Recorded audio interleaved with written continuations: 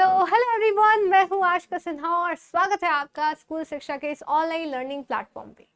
तो हम लोग ने यहाँ पे सैनिक स्कूल क्लास 6 के लिए 20 डेज चैलेंज शुरू किया है। ठीक है, इस 20 डेज चैलेंज में क्या होने वाला है कि 20 दिनों तक हम लोग जो है डेली 20 क्वेश्चंस प्रैक्टिस करने वाले हैं, जो आगे चलकर आपके एग्जाम में बहुत ही ज़्यादा हेल्पफुल होंगे। यहाँ पे हम लोग PYQs भी इंक्लूड करेंगे और वो सारे क्वेश्चन जो इंक्लूड करेंगे जो कि आपके एग्जाम में आपको डायरेक्टली देखने को मिल सकते हैं। ठीक है, तो हम लोग यहाँ जैसे आपके कितने क्वेश्चंस आते हैं, जैसे आपके बाकी सारे से 25-25 क्वेश्चन आते हैं, मैथ्स से आपका 50 क्वेश्चन आता है, तो हम लोग सबको मिलाकर 20 क्वेश्चंस डेली करने वाले, चाहे वो मैथ्स से हो, इंटेलिजेंस या फिर रीजनिंग से हो, इंग्लिश से हो और साथ ही साथ आपका जीके से। तो ऐसे ऐसे करके हम लोग सारे जो आपके टाइप्स है, सारे जो टॉपिक्स है वो कवर होते जाएंगे। भले आपको लगे सिर्फ 20 क्वेश्चन है, लेकिन उससे हम लोग एक एक टॉपिक डेली क्लियर करने वाले हैं। तो आइए शुरू करते हैं। आज जो है हमारा Day 1 होने वाला है। ऐसे ही हम लोग ढेर सारी चीज़ें लाने वाले हैं, तो चैनल को ज़रूर से सब्सक्राइब कर लीजिए ताकि आगे आने वाली अपडेट्स, ऐसे प्रिपरेशन स्ट्रैटेजीज, हर एक चीज़ आपको मिलती रहे। तो चलिए स्टार्ट करते हैं। तो हमारे पास टोटल 20 क्वेश्चन है, तो सभी का हम लोग सोल्यूशन देखने वाले हैं। खासकर जो जीके वाली चीज़ है उसमें हम लोग कुछ एक्स्ट्रा भी देखेंगे, इंग्लिश वाली चीज़ों में हम लोग कुछ उससे रिलेटेड कॉन्सेप्ट्स पढ़ेंगे, मैथ्स में भी और रीजनिंग में भी। ठीक है, तो चलिए स्टार्ट करते हैं हमारे पहले क्वेश्चन के साथ। पहला सवाल हमारा यहाँ आता है।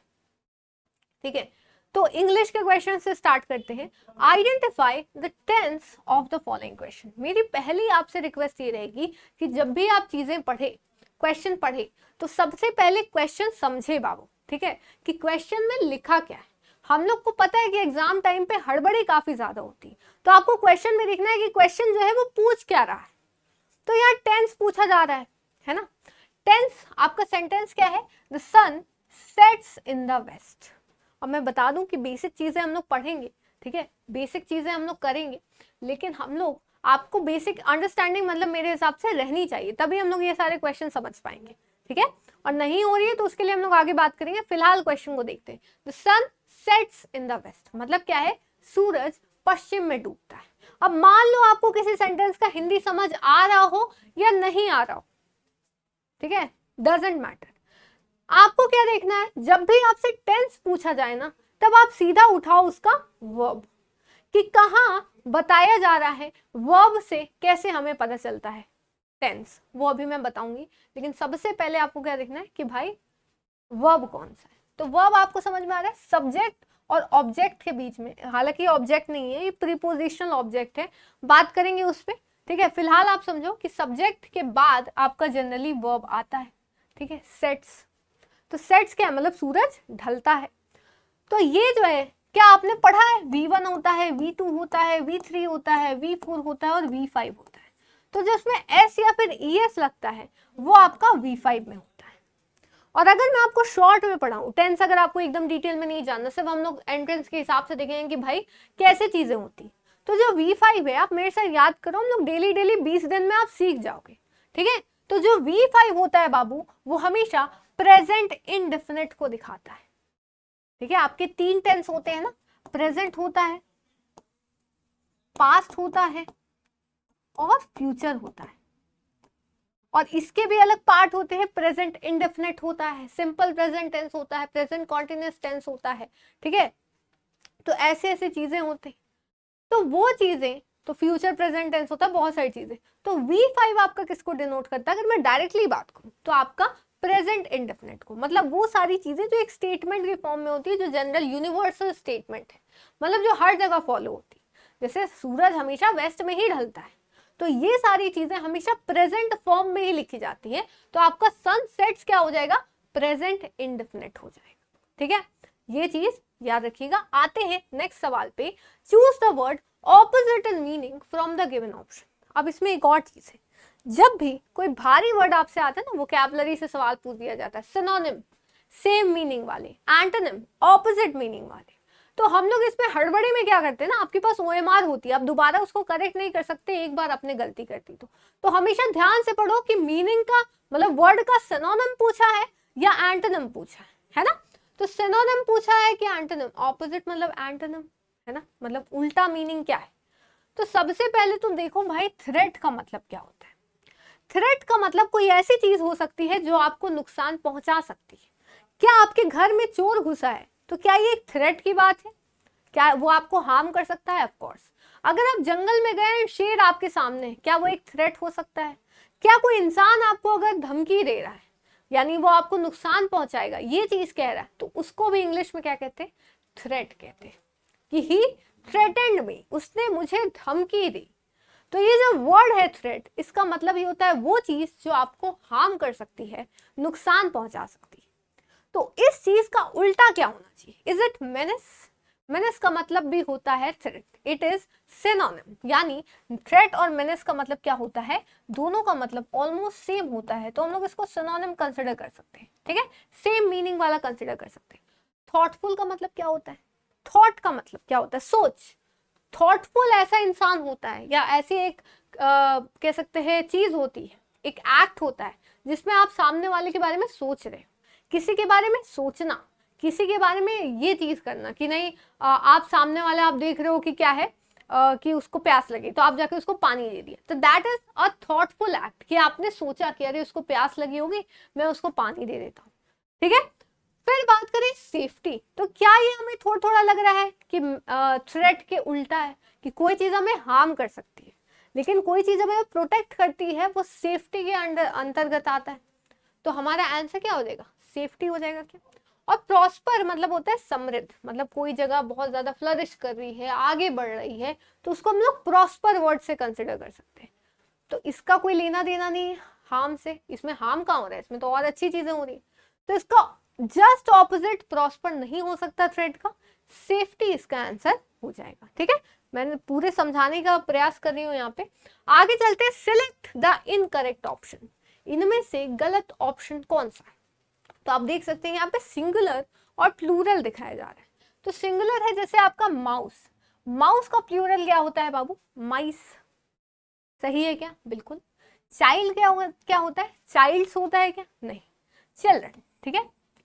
वुमन का विमेन होता है। अब पहले बाबू प्रोनाउंसिएशन देखो, प्रोनाउंसिएशन, ठीक है। बड़े बड़े लोग इसका प्रोनाउंसिएशन गलत करते हैं, वुमन नहीं होता, वुमन नहीं, वुमन। क्या पढ़ते हैं इसको बाबू? वुमन पढ़ते हैं, ठीक है। क्या पढ़ते हैं? वुमन। और इसको वो मेन नहीं पढ़ते, वो मेन नहीं पढ़ते, इसको क्या पढ़ते हैं बाबू? वीमेन, वीमेन, ठीक है। तो याद रखिएगा, इसको वुमन बोलते हैं, इसको विमेन बोलते हैं, ठीक है। तो वुमन नहीं होता, वुमन होता है, एंड वुमेन नहीं होता, प्लूरल विमेन होता है, ठीक है। इसको याद रखिएगा। अब ये तो प्रोनाउंसिएशन की बात होगी, हमारा सही कौन सा होगा, मतलब इसमें इनकरेक्ट कौन सा है? शीप। शीप का प्लूरल भी शीप ही होता है, ठीक है। जैसे फिश का प्लूरल भी क्या होता है? फिश होता है, फिशेस नहीं होता। फिशेस आप लिख रहे हो तो मतलब अलग अलग वैरायटी के फिशेस, नॉट जस्ट एक ही वैरायटी के ढेर सारे फिश, तो वो फिशेस नहीं होता। फिशेस लिखने का मतलब अलग अलग वैरायटी के फिश है, लेकिन अगर एक ही वैरायटी के ढेर सारे फिश है तो आप उसको नहीं प्लूरल में कंसिडर कर सकते, मतलब उसका वर्ड ही नहीं होता फिशेस। और शीप का उसी तरह शीप्स नहीं होता। आप शीप का प्लूरल भी शीप ही यूज करोगे, या फिर आप यूज कर सकते हो फ्लॉक ऑफ शीप, जो कि ग्रुप ऑफ शीप को दिखाता है ना। फ्लॉक ऑफ शीप यानी ढेर सारे झुंड, अगर शीप का जा रहा है तो आप शीप्स नहीं बोलोगे, आप इसके जगह बोलोगे फ्लॉक ऑफ शीप, ठीक है। इसको याद रखिएगा। एक और, जैसे फिश नहीं होता, स्कूल ऑफ फिश होता है ना, ग्रुप को स्कूल कहते हैं। तो ऐसे जो है वो चीजें होती है, कलेक्टिव नाउन में हम लोग ये सारी चीजें जो है वो पढ़ रहे होंगे, तो ये आपको समझ में आया होगा। आगे चलते हैं, आगे आता है laughter is the best medicine. तो इसमें पूछा गया है कि जो वर्ड लाफ्टर है वो कौन से नाउन को दिखाता है, ठीक है। नाउन मतलब आपको पता है, नाउन मतलब क्या होता है कि चीजें, कि कोई भी चीज जो हमें दिख रही है जिसको भी हम नाम दे सकते हैं, anything which can be named, किसी भी चीज को जिसको हम लोग नाम दे सकते हैं उसको हम लोग क्या कहेंगे? नाउन कहेंगे। तो नाउन के अलग अलग प्रकार होते हैं, तो जो ऑप्शंस में दिया है उसी को पढ़ते हैं। प्रॉपर नाउन क्या होता है? जो कोई एक टाइप का नाउन, ठीक है, जो एक पर्टिकुलर नाउन। जैसे मैं दोनों एक साथ समझाना चाहूंगी, प्रॉपर नाउन और कॉमन नाउन। मान लो आप बाजार में जा रहे हो और बाजार में जाकर कोई चिल्लाता है पीछे से कि मान लो कोई बोल दिया ए लड़के या ए लड़की, तो क्या सारे लड़के पीछे घूमेंगे या सारी लड़कियां पीछे घूमेगी ना? क्योंकि कॉमन चीज के बारे में बात करी है, whether it be it girl और बॉय। लेकिन जब हम लोग प्रॉपर नाम लेंगे किसी का, क्या अगर मान लेते किसी का नाम ले लिया कि आयुष, तो आयुष ही सब पीछे घूमेगा क्योंकि एक पर्टिकुलर नाम है। तो जब भी हम लोग किसी पर्टिकुलर चीज की बात करते हैं उसको प्रॉपर नाउन कहते हैं। किसी एक काइंड की बात करते हैं, काइंड है ना, लड़कों की एक प्रजाति है, लड़कियों की एक प्रजाति है ना, उसमें किसी का नाम हो सकता है, ठीक है, अमीषा हो सकता है, लड़के का नाम आयुष हो सकता है। तो ऐसे काम चलता है, ठीक है। कलेक्टिव नाउन की बात करें तो कलेक्टिव मतलब एक सारी चीजें, जब ग्रुप ऑफ किसी चीज का बनता है तो उसको हम लोग कलेक्टिव नाउन कहते हैं, ठीक है। तो एक ग्रुप को दिखाता है, किसको, ग्रुप को। जैसे मैंने अभी एग्जांपल लिखा है ना, फ्लॉक ऑफ शीप या स्कूल ऑफ फिश।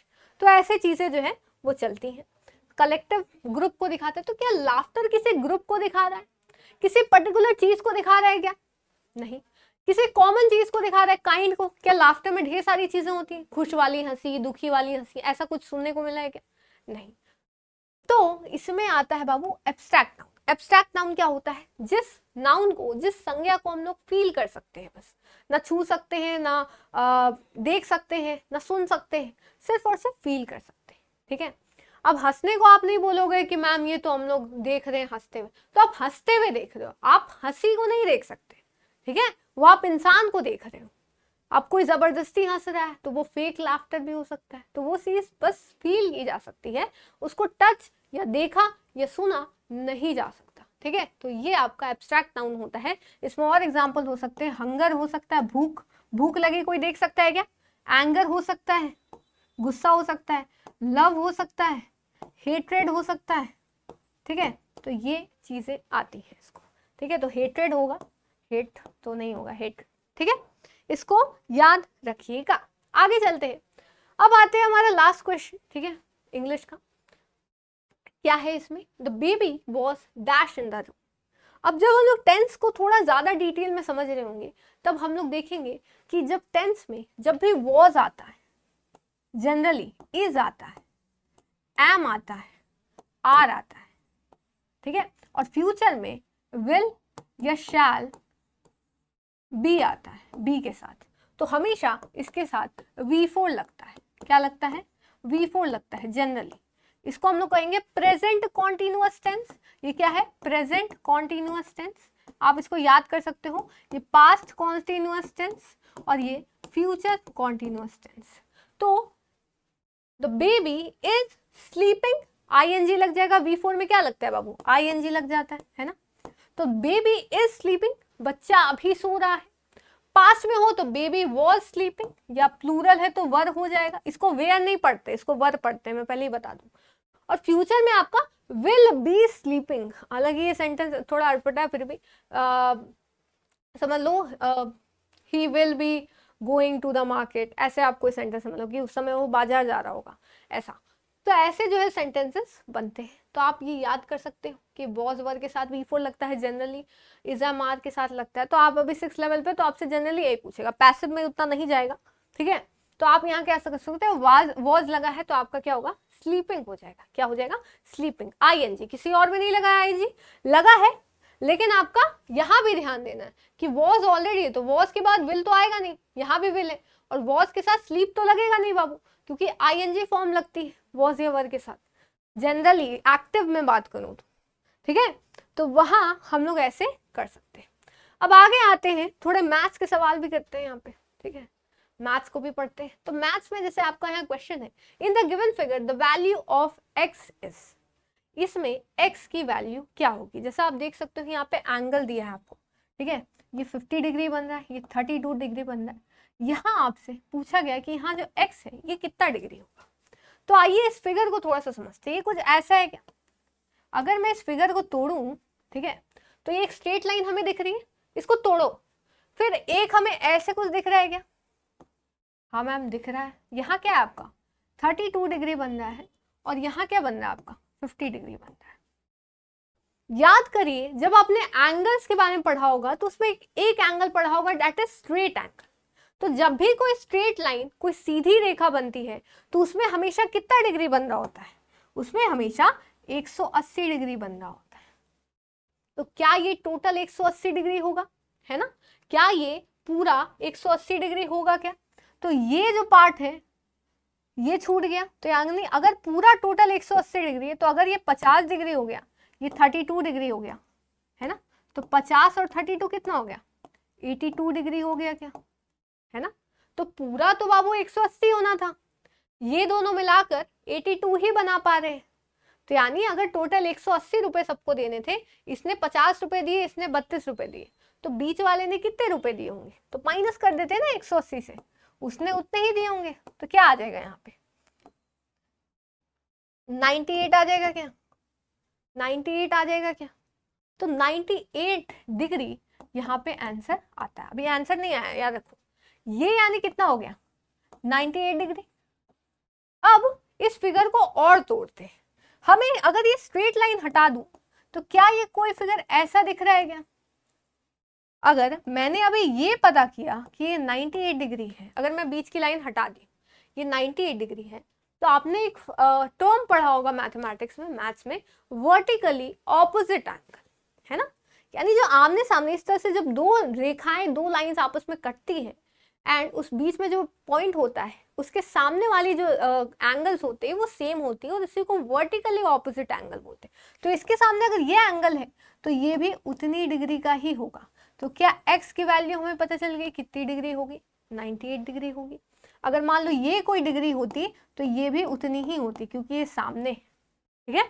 तो इसको कहते हैं वर्टिकली ऑपोजिट एंगल। तो दो चीजें हमने यहाँ समझी, ये 180 डिग्री वाला कॉन्सेप्ट, है ना, 180 डिग्री वाला कॉन्सेप्ट जिसको हम लोग इंग्लिश में कहते हैं लीनियर पेयर कह सकते हैं अगर दो एंगल हो तो, नहीं तो आप 100 स्ट्रेट एंगल ही कहोगे।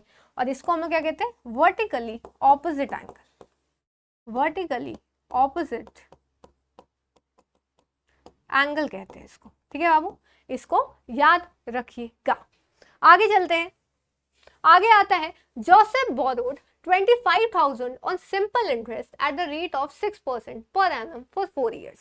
जोसेफ 25,000 रुपए लेता है सिंपल इंटरेस्ट पे, साधारण ब्याज पे, 4 सालों के लिए, है ना, और 6% के इंटरेस्ट पे। तो 4 साल बाद उसने कितने पैसे पे किए होंगे, तो जब भी हम लोग बात करते हैं टोटल उसने कितने पैसे पे किए, जितना समय बताया गया उसी समय के बाद, तो उस टर्म को हम लोग क्या कहते हैं अमाउंट, क्या कहते हैं अमाउंट। तो दो फॉर्मूले याद रखिएगा, मैं पहले बताती हूँ।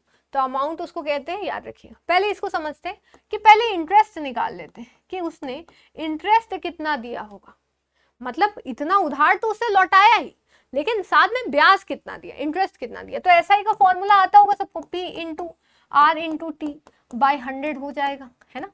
प्रिंसिपल कितना है हमारा 25,000 है क्या, 25,000 है, ठीक है।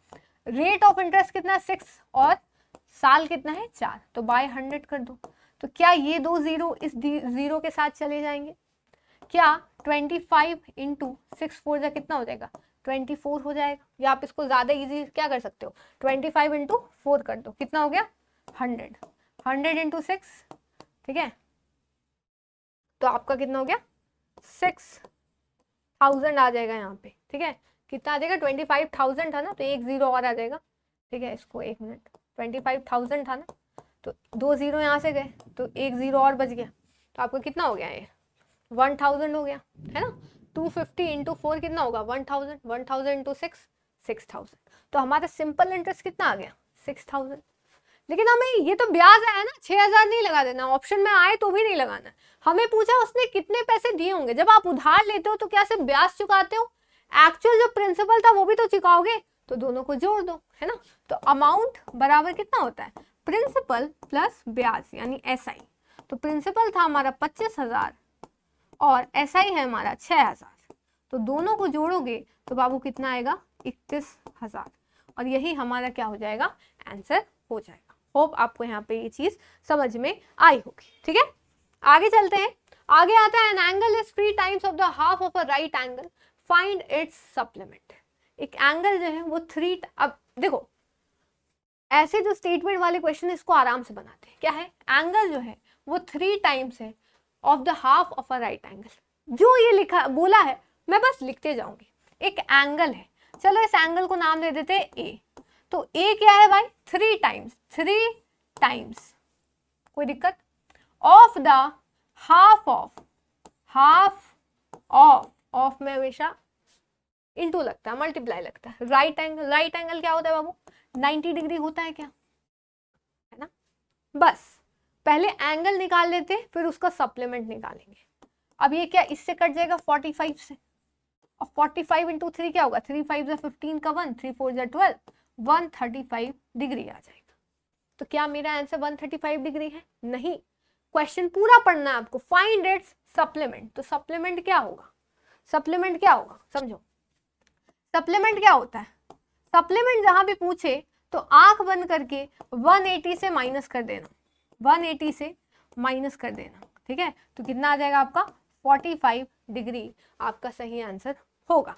अगर कॉम्प्लीमेंट पूछता तो 90 से मतलब 90 से माइनस करेंगे, तो आपका 90 से छोटा ही एंगल देगा अगर कॉम्प्लीमेंट मांगेगा। तो सप्लीमेंट मांगेगा तो 180 से कम देगा, ठीक है। तो आप सप्लीमेंट मांगा है तो चुपचाप से 180 से उसको माइनस कर दो। चलो अगला आते हैं, what least number should be added to each term of the ratio 7:13 to get the ratio 2:3। पूछा है अगर इस रेशियो में क्या ऐड करें, 7:13 है ना, इस रेशियो में क्या ऐड करें कि हमें आंसर 2:3 मिले। चलो ऐड करते हैं। क्या रेशियो को हम लोग फ्रैक्शन की तरह लिख सकते हैं, तो 7/13 में दोनों में क्या ऐड करें, ईच लिखा है ना, दोनों में क्या ऐड करें कि हमें 2:3 मिले। बहुत इजी है, चलो इसको इससे मल्टीप्लाई करें, इसको इससे मल्टीप्लाई करें जैसा कि होता है। तो 3 में क्या होगा 7 + x, इधर क्या हो जाएगा 2, 13 + x, ठीक है। तो ये 21 + 3x हो जाएगा, और ये कितना हो जाएगा 13 2 = 26 + 2x हो जाएगा। ये 21 उधर चला जाएगा, ठीक है, 21 उधर चला जाएगा, 13 2 = 26, हाँ ठीक है 13 ही है, हाँ 2x हो गया। अब 13, एक मिनट, 3x इधर आएगा तो 2x, और ये 26 इधर आएगा तो 21, तो x = आपका क्या आ जाएगा 5 हो जाएगा, क्या 5 हो जाएगा, ठीक है। तो ये ऐसे जो है आपका आंसर क्या आ जाएगा 5, कि दोनों में अगर 5 ऐड करेंगे तब आपका 7:13 का रेशियो बन जाएगा 2:3, ठीक है। तो ये बेसिक चीज है, बेसिक सवाल है। अब आते हैं द मीन फॉर, मीन मतलब सिंपली एवरेज समझ लो, एवरेज समझ में आता है, जोड़ के जितने लोग हैं उसको डिवाइड कर दो, उसको एवरेज कहते हैं। तो मीन जो है इन नंबर्स का 22 है, तो इसका ए का वैल्यू पूछ रहा है, चलो बनाते हैं। तो 13 + 14 ऐसे कर दो, +19 + a, है ना, ए ही पता लगाना है 17, इसका कितना बता रहा है मीन 22 बता रहे हैं, यानी एवरेज इसका 22 है। तो अब इसको जोड़ लो, 1 2 3 4 5, 5 आया, 5 लिख दो। अब इसको जोड़ो कितना आएगा, ठीक है। तो चलो जोड़ते हैं, 13 14 19 और 17, तो 9 7 16, 16 4 20, 20 3 23 का 2, ठीक है, 4 2 6, 63 आया क्या, 63 आया। तो 63 + a को तो भूलना नहीं है, बाय 5 = 22 हो जाएगा। क्या ये 5 यहाँ डिवाइड में है, उधर जाएगा तो मल्टीप्लाई हो जाएगा, तो 63 + a = आपका 22 × 5 हो जाएगा, ठीक है। और a = हो जाएगा 22 × 5 कितना होगा 110, ये तो आपको करना होगा, और ये प्लस में है इधर आके माइनस में, तो कितना आ जाएगा आपका आंसर, ठीक है। 10 में 3 गया 7, और 10 में 6 गया 4, 47, ठीक है। तो क्या आंसर आ जाएगा आपका 47 आ जाएगा, इसको याद रखिएगा, ठीक है। आगे चलते हैं, आगे आता है अब आपका रीजनिंग, कंप्लीट द एनालॉजी। अब रिलेशन हमें बताना है कि लायन का अगर डेन है तो हॉर्स का क्या होगा। लायन का आपको क्या पता है, डेन क्या होता है उसका घर, तो हॉर्स का घर क्या होता है स्टेबल होता है, क्या स्टेबल।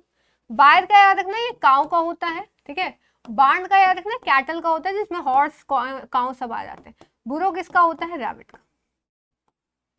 चलो ये याद करने वाली चीज थी। आगे चलते complete the following analogy. BDA का मतलब अगर 7 है तो CAB का क्या होगा। BDA में आप देखो पोजीशन देखो, B कितने पोजीशन पे आता है 2 पे, D किस पे आता है 4 पे, A किस पे आता है 1 के पोजीशन पे। तो 4 2 6, 6 1 7, ठीक है। CAB ये 3, ये 1 और ये 2, तो 3 2 5 5 1 6, तो हमारा आंसर क्या हो जाएगा 6 हो जाएगा, इसको याद रखिएगा, ठीक है। ऐसे जो है वो चीजें चलती है। आगे चलते हैं, which number replaces the question mark. अब इस तरह के क्वेश्चन आप बाबू जितना प्रैक्टिस करोगे ना उसी से बन सकता है। यहाँ देखो 3 4 6 है, 6 5 15 है, तो 7 2 का कितना आएगा? अब इस पर दिमाग लगाओ, ध्यान से देखो। क्या यहाँ इसको मल्टीप्लाई करने पे, अगर आप ध्यान से सोचो, 4 3 12, मल्टीप्लाई करने पे फिर इसको 2 से डिवाइड जब कर रहे हैं तब 6 आ रहा है क्या? हो सकता है मैं गलत हूँ, लेकिन आप इस पे भी करके देखो। इस पे अगर कुछ निकल जाता है तो सेम चीज इस पे करो, अगर दोनों मैच करते हैं देन सेम चीज आप तीसरे पे करते हो। तो यहाँ आप सेम चीज करो, 6 5 30 आया। 30 को अगर 2 से डिवाइड करते हैं तो क्या 15 आ रहा है? हाँ, मैच कर रहा है ये। तो इसमें वही करो, 7 2 14, 14 को आप डिवाइड करो 2 से तो कितना आएगा? 7। तो हमारा आंसर क्या हो जाएगा बाबू? यहाँ पे 7 हो जाएगा। तो ऐसे जो है वो चीजें चलती है, ठीक है। आगे चलते हैं, identify the relationship in the first pair and find the missing term of the second pair. अब इन दोनों में हमें रिलेशन निकालना है और इसका निकालना है। तो हमारा क्या है बाबू? ए डी ई का रिलेशन है एफ जी जे से, और हमें इधर निकालना है के एन ओ का निकालना है, ठीक है। अब यहाँ देखो ये कितनी आगे है, ए एफ से कितनी मतलब एफ ए से कितनी आगे? B C D E F, 5 है क्या? तो 5 है तो आपका यानी 5 + 5 हुआ है यहाँ पे। डी देखो कितना आगे? ई एफ जी, 3 आगे तो +3 हुआ है। यहाँ क्या हुआ है? एफ जी एच आई जे, यहाँ भी क्या हुआ है? +5। तो यानी दोनों में 5 प्लस किया गया है और यहाँ 3 किया गया है। सेम चीज आपको यहाँ भी करनी है। तो के है L M N O P, तो पी हो गया। यहाँ भी 5 आगे बढ़ेगा, P Q R S T, T हो गया हमारा। और एन में कितना होगा? 3, बीच वाले में 3 ही ऐड हुआ है तो एन हो गया ओ पी क्यू, क्यू हो जाएगा। तो पी क्यू टी यानी बी जो है हमारा सही आंसर हो जाएगा। मैं नहीं कह रही कि हर क्वेश्चन आपका ऐसे ही बनेगा, लेकिन ऐसे भी चीजें होती हैं, ठीक है। ये क्वेश्चन आपको प्रैक्टिस करना है। आप इसको प्रैक्टिस कैसे कर सकते हो? वीडियो पॉज करो, सॉल्व करो, देखो बनता है कि नहीं, नहीं बनता है तो वीडियो आगे चालू करो और देखो, ठीक है। तो पॉज करके वीडियो पहले खुद से प्रैक्टिस करिए फिर आगे चलिए, है ना। तो ये चीज है। आगे आते हैं, arrange the following in a logical order. अब दिमाग लगाना है, rain, cooling, condensation, heating, evaporation. अब रीजनिंग के जो क्वेश्चंस होते हैं ना उसमें आपका दिमाग लगता है, तो दिमाग लगाओ। इसमें क्या दिमाग लगाना है? तो सबसे पहले तो कोई भी चीज, बारिश कैसे होती है? पानी है अगर कहीं तो वो पहले हीट होगा ना, उसको गर्म करोगे तो वो क्या होगा? इवापोरेट होगा। तो पहले क्या? हीट होगा, फिर वो आपका क्या होगा? इवापोरेट होगा, भाप बनेगा, फिर वो क्या होगा? फिर वो ऊपर जाके ठंडा होगा, है ना, कूल होगा। और कूल होने के बाद वो कंडेंसेट होता है, वो लिक्विड में चेंज होता है एंड तब जाकर आपकी बरसात होती है। तो पहले आपका डी आएगा, ठीक है, एक ही है डी, फिर आपका ई आएगा, फिर आपका बी आएगा, फिर आपका सी आएगा, फिर आपका ए आएगा। तो option 4 would be the right answer. अब आते हैं जीके के question. Which of the following devices is used to measure body temperature? Body temperature में से किसमें नापा जाता है? तो थर्मामीटर में, है ना। थर्मामीटर से आपका क्या होता है? टेम्परेचर नापा जाता है। लैक्टोमीटर से आपका प्योरिटी नापा जाता है, किस चीज का? मिल्क। बारोमीटर से याद रखना बाबू, एटमॉस्फेरिक प्रेशर नापा जाता है, एटमॉस्फेरिक प्रेशर नापा जाता है, ठीक है। स्पीडोमीटर से आपकी स्पीड जो है वो मापी जाती है, ठीक है, इसको याद रखिएगा। आगे चलते हैं, हु रोट रामायण? रामायण किन्होंने लिखी है? तो रामायण लिखी है वाल्मीकि ने। किन्होंने लिखी है? वाल्मीकि ने, याद रखिएगा। वेद व्यास की बात करें तो इन्होंने महाभारत लिखी है। रामायण का एक और ऐसे आप पार्ट समझ सकते हो, मतलब पार्ट तो नहीं है, इसी का एक और वर्जन है रामचरितमानस। तो ये जो है वो वाल्मीकि जी ने नहीं लिखी है, ये अवधी भाषा में है। तो ये लिखी है तुलसीदास जी ने, जिन्होंने हनुमान चालीसा भी लिखी है ना। और रामायण जो कि संस्कृत में है वो वाल्मीकि ने लिखी है। वेद व्यास की बात करें, महाभारत लिखी है। कालिदास की बात करें, इन्होंने लिखी है मेघदूतम, कुछ बुक्स आप याद कर सकते हो, और लिखी है अभिज्ञान शकुंतलम, अभिज्ञान शकुंतलम, ठीक है। और ज्ञानेश्वर जो है उन्होंने गीता के ऊपर मराठी कमेंट्री लिखी है, मतलब उन्होंने अपने विचार पेश किए हैं, जिसको कहते हैं ज्ञानेश्वरी। तो ये याद करने वाली चीजें, ठीक है। आगे चलते हैं, आगे चलें। आगे आता है वेयर इज चार मीनार। चार मीनार कहाँ है? तो चार मीनार है आपका हैदराबाद में, ठीक है, हैदराबाद में है। तो मोहम्मद कुतुब शाह ने इसको जो है मोहम्मद कुली कुतुब शाह, मोहम्मद कुली कुतुब शाह ने इसको बनाया था, यहाँ के, ठीक है, सुल्तान थे इस जगह के। इन्होंने चार मीनार बनाया, चार मीनार बने हुए। उसमें क्यों बनाया था? क्योंकि उनके रीजन में एक बीमारी आई थी, वो बीमारी के जाने पे इन्होंने खुशी में इस चीज को बनाया था 1591 में। इतना डेट नहीं आएगा किसने बनाया, हो सकता है ये पूछते। आगे चलते हैं। Earth takes how many days to revolve around the sun. Sun के चारों तरफ घूमने के लिए अर्थ कितना समय लेता है? तो जो विद्वान होंगे वो तो सीधा 365 दिन लगाएंगे कि एक साल में तो 365 दिन होते हैं। लेकिन एक चीज आप भूल रहे हो, लीप ईयर। लीप ईयर कि हर 4 साल बाद हमारे यहाँ फरवरी में 29 दिन होते हैं, मतलब एक दिन ज्यादा होता है, 366 दिन होते हैं। वो इसी कारण से होते हैं क्योंकि अर्थ सन का चक्कर लगाने के लिए 365 डेज और 6 घंटे एक्स्ट्रा लगते हैं। तो ये 6 घंटे को हम 1/4 भी बोल सकते हैं दिन का, क्योंकि दिन में 24 घंटे होते हैं और 6 4 जा 24, तो 1/4 भी कह सकते हैं उल्टे शब्दों में। तो ये 6 घंटे अलग रख दिए जाते हैं। 4 साल बाद ये 6 घंटे क्या बन जाते हैं? 24 घंटे। 6 घंटे, फिर 12 घंटे, फिर 18 घंटे और चौथे साल में 24 घंटे, एक दिन हो गया। तो उस एक दिन को हम लोग ऐड कर देते हैं फरवरी में और उस साल को कहते हैं लीप ईयर, ठीक है। तो ऐसे होता है, तो इसको याद रखिएगा। और आज का हमारा आखिरी सवाल है, the deficiency of which of the following vitamins causes rickets. Rickets जो बोन्स की बीमारी है वो कौन से विटामिन के डेफिशिएंसी से होती है? Vitamin A, vitamin D, vitamin C या विटामिन B12। तो ये तो याद करने वाली चीज है, विटामिन डी से होता है, जो आपके बोन्स को स्ट्रॉन्ग बनाता है ऑफ कोर्स। तो विटामिन ए से क्या होता है, मतलब इसके डेफिशिएंसी से क्या होता है? ये नहीं लोगे तो क्या होगा, ये नहीं कि ये लोगे तो क्या होगा, ठीक है। ये नहीं लोगे तो क्या होगा? नाइट ब्लाइंडनेस, नाइट ब्लाइंडनेस होगी, ठीक है। विटामिन सी नहीं लोगे तो स्कर्वी हो सकता है, विटामिन B12 नहीं लोगे तो अनीमिया हो सकता है, ठीक है। तो इसको याद रखिएगा। तो ये हमारे जो है कुछ 20 क्वेश्चंस थे जो हमने सारों से लिए, है ना। तो ये आपको आपके एग्जाम में बहुत हेल्प करेंगे, क्योंकि हम लोग डेली इससे कुछ नए कॉन्सेप्ट सीखेंगे। अब बहुत सारी चीजें बाबू आपको इसको समझ में बहुत सारी चीजें नहीं आई होंगी, जैसे जीके का पार्ट तो अलग है, लेकिन रीजनिंग में ये सारे क्वेश्चंस कैसे करें, इसको कैसे दिमाग लगाए, क्वेश्चंस कैसे प्रैक्टिस करें, ये सारी चीजें कैसे सीखें। तो अगर आपको बेसिक चीजें जाननी है, बहुत अच्छे से इन सारी चीजों को समझना और प्रैक्टिस करनी है, then you can join our Abhimanyu batch, जहां हम लोग लेकर आते हैं लाइव और रिकॉर्डेड क्लास दोनों, नोट्स की PDF, लेक्चर वाइज क्विज। एक लेक्चर आपने पढ़ा उससे रिलेटेड जितने भी क्वेश्चंस आपको बताए जाएंगे, और प्रैक्टिस सेट और टेस्ट सीरीज, मतलब आपको बहुत सारे क्वेश्चन, एक चैप्टर के कम से कम आपको 50 से 70 क्वेश्चन एग्जैक्ट, मतलब ऐसा नहीं कि 500 क्वेश्चन दे दिए, रेलेवेंसी नहीं कि वो आएंगे ही नहीं, आपको 50 क्वेश्चन मिनिमम जो है वो दिए जाते हैं कि आप एग्जैक्ट चीजें पढ़ो जो आपके एग्जैक्ट एग्जाम में आ सकती है। तो ये जो है आप ज्वाइन कर सकते हो। इसमें 2 है, एक प्रो है, एक नॉर्मल वाला बैच है अभिमन्यु बैच, जिसमें आपका क्या हो सकता है कि अभिमन्यु बैच प्रो में इसको 11th हटा दीजिए, ठीक है, 6th है, 6th और 9th के लिए है। तो प्रो में आपको कुछ ज्यादा सपोर्ट मिलता है, हम लोग से आप डायरेक्टली इंटरैक्ट कर सकते हैं, ये सारी चीजें, और व्हाट्सएप सपोर्ट मिलता है, बहुत सारी चीजें मिलती है, ठीक है।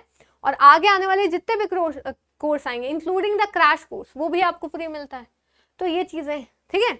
तो आज के लिए इतना ही रखते हैं। इसी के साथ हमारा जो डे 1 है वो यहाँ कंप्लीट होता है। ऐसे ही हम लोग 20 दिनों तक लगातार ये चैलेंज है वो लेने वाले हैं, और 20 के 20 क्वेश्चन आपको पहले प्रैक्टिस करने हैं, जैसे कि मैंने बताया, ठीक है। तो फिर मिलते हैं अपने नेक्स्ट वीडियो में, जहाँ पे हम लोग और भी सारे क्वेश्चंस कर रहे होंगे। चैनल को जरूर से सब्सक्राइब करिए। सैनिक स्कूल, JNV या CHS की सारी अपडेट्स, सारी प्रिपरेशन स्ट्रैटेजीज, हर एक चीज आपको मिलती है इस चैनल पे। तो स्कूल शिक्षा को जरूर से सब्सक्राइब करिए। मिलते हैं नेक्स्ट वीडियो में, तब तक के लिए thank you so much, bye bye, जय हिंद, जय भारत।